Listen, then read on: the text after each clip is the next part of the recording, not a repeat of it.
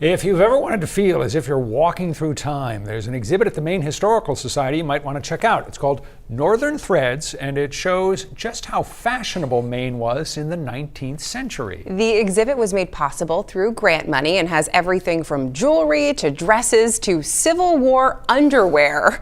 It's part of the Historical Society's 200-year anniversary celebration. Here's a sneak peek.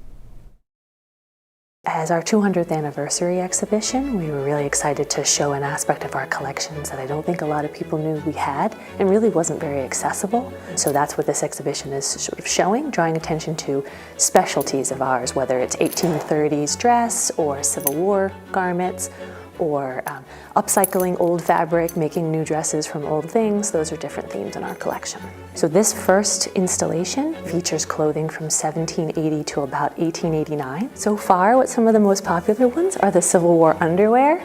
That's wool underwear from Captain Granville Sparrow, and that's his uniform coat. So he was from Deering, now Portland, but sort of the Deering section, and he served in the 17th Maine, the Red Diamond Regiment, and he was really dedicated to collecting Civil War memory after the war. This one's one of my favorites. This is Helen Hay. She is from Portland, and this has a cameo button dress, really exciting garment of hers. And then this is also another favorite. This is for Phoebe Townsend from Alexander, Maine. What's really great, I think, about this show is that it's a real geographic diversity. So a lot of the garments are from throughout Maine, and really trying to demonstrate that people in historic Maine were really interested in fashion, whether it's urban or rural. So, how do people access fashion?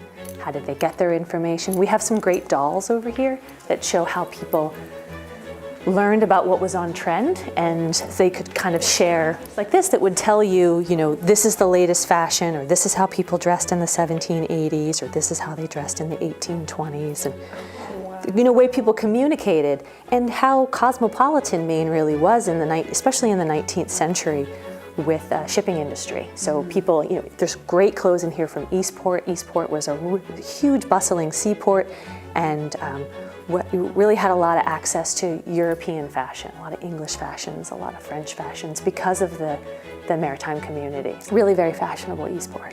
Still is, as someone from Eastport pointed out the other day, but definitely is earlier than one might think. Our collection is made up of garments that were made in Maine or worn in Maine or have some sort of Maine association. So this particular dress here, these are silhouettes in sequence. So the dresses sort of go in order by time, so you can see sort of the evolution of the shape of mostly women's clothing. That's really our strength. And then the vest belonged to Portland's first postmaster, after Portland became Portland, after it separated from Falmouth. And coats, of course, because can't do a show about Maine clothing without coats. This is another favorite, I think. Wow. This is a great jacket. Look at the frill on that.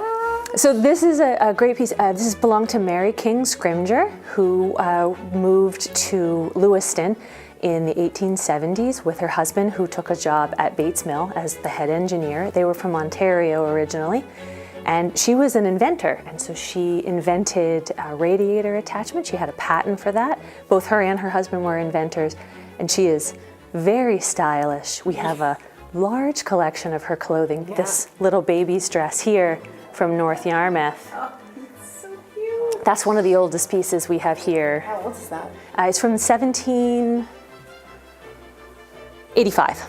Wow. Yes. She was the youngest of 13 children, so they didn't need to pass it down anymore. Yeah. That's how it survived. This is a whole section sort of on the bustle, I think, which is the iconic 19th century. So we have one that shows you what they wore underneath. This is actually, people could move a lot easier, despite it being a giant dress. You could move a lot easier in this now because your legs could move rather than all that fabric. Yes, I will take pants over those dresses any day. You just had a great line. The Kardashians got nothing on the bustle. Exactly. If you would like to check out the full exhibit for yourself, Northern Threads will be on display through July 30th. When we